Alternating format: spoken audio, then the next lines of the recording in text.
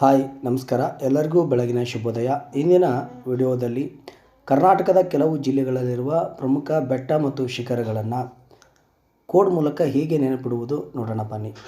ಒಂದೇ ಒಂದು ಕೋಡ, ಆ ಒಂದು ಕೋಡ್ ಮೂಲಕ ನೀವು ಕರ್ನಾಟಕ ರಾಜ್ಯದಲ್ಲಿರ್ತಕ್ಕಂಥ ಪ್ರಮುಖವಾದ ಶಿಖರಗಳನ್ನು ನೆನಪಿಡ್ಬೋದು.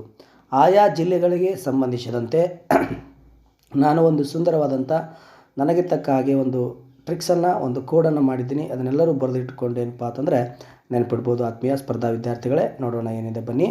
ಚಿಕ್ಕಮಗಳೂರು ಮತ್ತು ಕೊಡಗು, ಹೌದಾ, ಶಿವಮೊಗ್ಗ, ಮಂಡ್ಯ, ಮೈಸೂರು ಜಿಲ್ಲೆಗಳಲ್ಲಿ ಇರ್ತಕ್ಕಂಥ ಕಂಡು ಬರ್ತಕ್ಕಂಥ ಶಿಖರಗಳನ್ನು ನೆನಪಿಡುವಂಥ ಒಂದು ಟ್ರಿಕ್ಸ್. ಹೇಗೆ ನೆನಪಿಡೋದು ನೋಡಿರಿ. ಏನಿದೆ, MBKD Ravi, BP BG Karnataka assistant ಕಮಿಷನರ ಅಂತ ಇದೆ.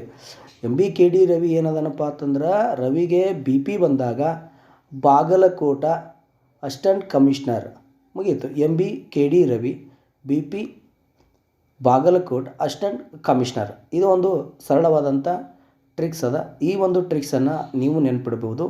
ಸೊ ಹಾಗಾಗಿ ಈ ವರ್ಡ್ಸ್ಗಳಲ್ಲಿರ್ತಕ್ಕಂಥ ಬೆಟ್ಟ ಶಿಖರಗಳನ್ನು ನೋಡೋಣ ಬನ್ನಿ, ಏನೇನದ ಅಂತೇಳಿ ನೋಡಿರಿ. ಒಂದೇದೇನದ, ಚಿಕ್ಕಮಗಳೂರು ಜಿಲ್ಲೆಯಲ್ಲಿರುವ ಶಿಖರಗಳು ಯಾವುವು? M ಅಂದರೆ ಮುಳ್ಳಯ್ಯನಗಿರಿ, B ಅಂದರೆ ಬಾಬಾ ಬುಡನ್ಗಿರಿ, ಕುದುರೆಮುಖ, D ಅಂದರೆ ದೇವಿರಮ್ಮನ ಗುಡ್ಡ, R ಅಂದರೆ ರುದ್ರಗಿರಿ, V ಅಂದರೆ ವರಾಹ ಪರ್ವತ ಅಂತ ಕರಿತೀವಿ. MBKD ರವಿ ಅವನು ಏನಪ್ಪ ಅಂತಂದ್ರೆ ಬಾಗಲಕೋಟೆಗೆ ಹೋಗ್ತಾನೆ. ಎದಕ್ಕೆ ಹೋಗ್ತಾನೆ? BP ಬಂದಿದ್ದಕ್ಕೆ ಅಲ್ಲಿ ಬಾಗಲಕೋಟದಲ್ಲಿ ಯಾರು ಇರ್ತಾರೆ, ಅಸಿಸ್ಟೆಂಟ್ ಕಮಿಷನರ ಭೇಟಿ ಆಗ್ತಾರೆ. ಇದೊಂದು ಸರಳವಾದಂಥ ಸೂತ್ರ ಇದೆ. ನೀವು ಇದನ್ನು ಬರೆದಿಟ್ಕೊಂಡು ಚೆನ್ನಾಗಿ ಪ್ರಾಕ್ಟೀಸನ್ನು ಮಾಡ್ಬೋದು. ನೆಕ್ಸ್ಟ್ ಯಾವ ಅದಾವ ಶಿಖರಗಳು ನೋಡ್ರಿ.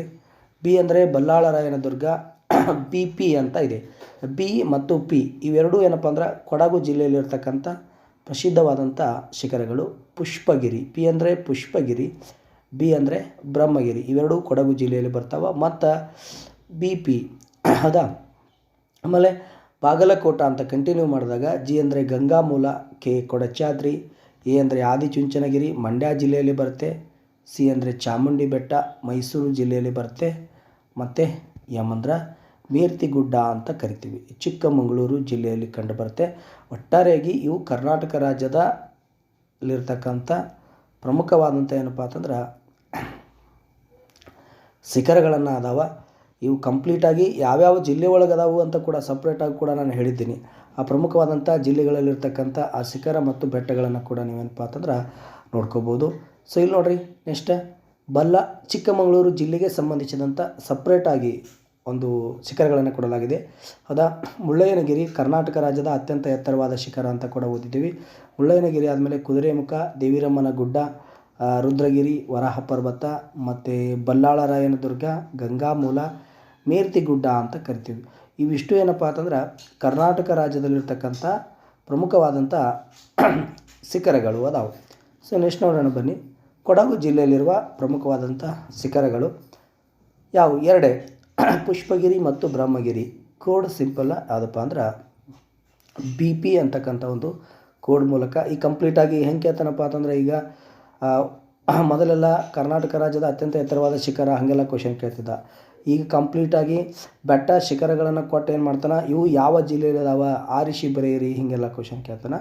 ಸೊ ಹಾಗಾಗಿ ದಯವಿಟ್ಟು ಚೆನ್ನಾಗಿ ಓದಿ ಬರೆದಿಟ್ಕೊರಿ. ನೆಕ್ಸ್ಟ್ ಕೊಡಚಾದ್ರಿ, ಶಿವಮೊಗ್ಗ ಜಿಲ್ಲೆ, ಆದಿಚುಂಚನಗಿರಿ ಮಂಡ್ಯ ಜಿಲ್ಲೆ ಒಳಗಡೆ ಬರುತ್ತೆ. ಚಾಮುಂಡಿ ಬೆಟ್ಟ ಮೈಸೂರು ಜಿಲ್ಲೆಯಲ್ಲಿ ಬರುತ್ತೆ. ಓಕೆ, ಎಲ್ಲರಿಗೂ ನಮಸ್ಕಾರಗಳು. ನಮ್ಮ ಸ್ಪರ್ಧಾ ವಿನರ್ಸ್ ಯೂಟ್ಯೂಬ್ ಚಾನಲ್ ಸಬ್ಸ್ಕ್ರೈಬ್ ಆಗಿ ಇದೇ ಥರ ಟ್ರಿಕ್ಸ್ ಮೂಲಕ